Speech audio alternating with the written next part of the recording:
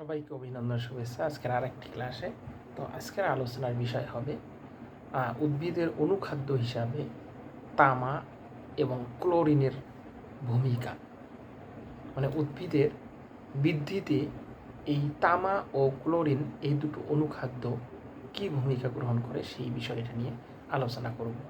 এর আগেই প্রিভিয়াস ক্লাসে আমরা বিভিন্ন ধরনের যে অনুখাদ্যগুলো আছে, ধরুন দস্তা, মলিবডিনাম, ব্রন, জিঙ্ক, এগুলো নিয়ে আলোচনা করেছি। তো আজকে আমরা আলোচনা করব ব্রন ও ক্লোরিন, তামা ও ক্লোরিন। তাহলে তামা একটা খুবই গুরুত্বপূর্ণ অনুখাদ্য যেটা উদ্ভিদ মৃত্তিকা থেকে গ্রহণ করে। এই মৃত্তিকা থেকে এই তামা গ্রহণ করে এবং উদ্ভিদের বৃদ্ধি ঘটায়। একটা অন্যতম গুরুত্বপূর্ণ অনুখাদ্য। এই আমরা জানি যে গাছের পাতার যে সবুজ কণা সেটা তৈরিতে এই তামা গুরুত্বপূর্ণ ভূমিকা অবদান রাখে। গাছের পাতার যে সবুজ কণাগুলো তৈরি হয় সেটা তৈরি হয় এই তামার উপস্থিতিতে।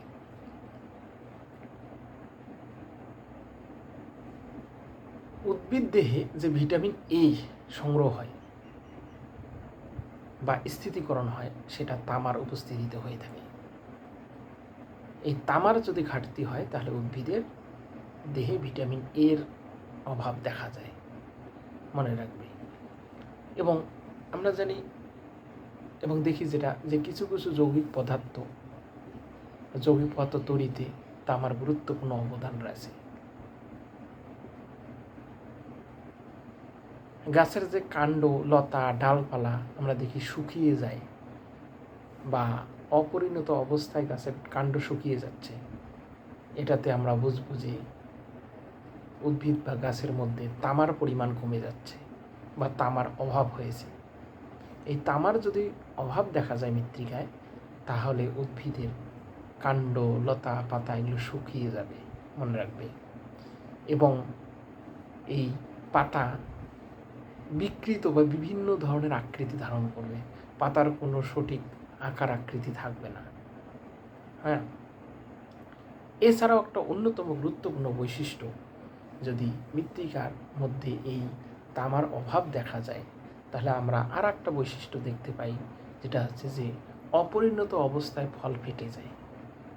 মানে দেখবে তোমরা বাস্তবে যে অনেক সময় আম ম্যাচুরেট হচ্ছেই না, পরিণত হচ্ছেই না, তার আগেই আম কী হয়ে যাচ্ছে, ফেটে যাচ্ছে, বা কাঁঠাল ফেটে যাচ্ছে, বা অন্য কোনো ফল ফেটে যাচ্ছে। তখনই বুঝবে যে এই আম গাছে বা জাম গাছে বা অন্য গাছে তামার অভাব হয়েছে। এই তামার অভাবের কারণে গাছের ফল ফেটে যায়, এটা একটা গুরুত্বপূর্ণ বৈশিষ্ট্য। এছাড়া গাছের কাণ্ড শুকিয়ে যায়, তামার ঘাটতি দেখা যায়। আরেকটি গুরুত্বপূর্ণ অনুখাদ্য যেটা হচ্ছে বলা হয় ক্লোরিন।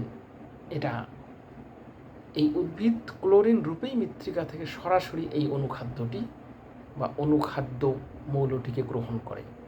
এই ক্লোরিন যেটা কার্বোহাইড্রেট গঠনে খুবই গুরুত্বপূর্ণ অবদান রাখে এবং গাছের পাতায় যে সবুজ কণা তৈরিতে গুরুত্বপূর্ণ ভূমিকা অবদান রাখে। এছাড়া উৎসেচকের যে কর্মক্ষমতা বৃদ্ধি করতে ক্লোরিন ভূমিকা বিশেষ গুরুত্বপূর্ণ অবদান রাখে। এছাড়া আমরা যে উদ্ভিদ তোলার যে জল ধারণ ক্ষমতা বৃদ্ধি সৃষ্টি করে, সেটাও ক্লোরিনের অবদান রয়েছে।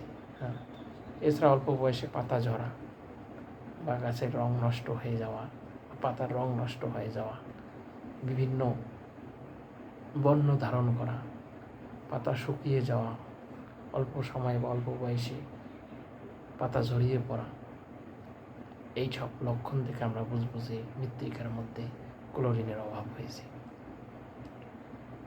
এটা দেখে আমরা বুঝবো যে মৃত্তিকায় ক্লোরিনের অভাব হয়েছে, মানে পাতা ঝরে ঝরে পড়ে যাচ্ছে দেখবে, বা পাতার রং সবুজ থেকে অন্য কালার ধারণ করছে, এটাতে ক্লোরিনের অভাব হয়ে যায়। তো এইসব বৈশিষ্ট্য দেখে আমরা চিনতে পারবো যে মৃত্তিকার মধ্যে ক্লোরিনের দরকার বা উদ্ভিদের ক্লোরিন অভাব হয়েছে বা উদ্ভিদের ক্লোরিনের দরকার। এইসব বৈশিষ্ট্য থেকে আমরা বুঝতে পারবো।